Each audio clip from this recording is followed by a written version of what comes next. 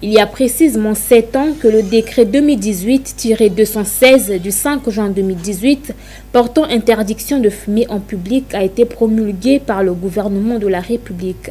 Décret qui s'inscrit dans la mise en œuvre de la loi numéro 12 du 4 juillet 2012 relative à la lutte anti-tabac, mais qui jusqu'ici peine à être appliquée.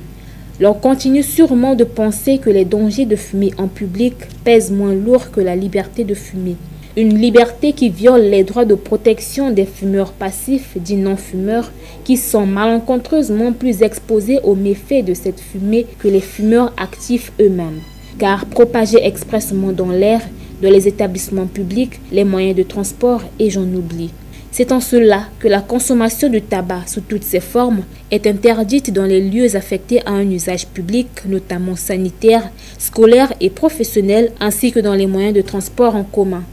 Malgré cela, il n'est pas rare de rencontrer un fumeur, cigarette à portée de main en milieu public.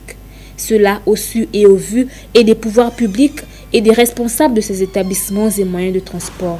Certainement, les avis interdisant la consommation de tabac et ses dérivés devraient être affichés dans les coins et recoins de la ville et pourquoi pas réserver des abris pour fumeurs afin de réduire le taux de maladies cardiaques et pulmonaires causées par le tabac dans le pays. Des campagnes de sensibilisation radio-télévisées doivent être préconisées pour une conscientisation rapide et efficace de lutte contre ce phénomène.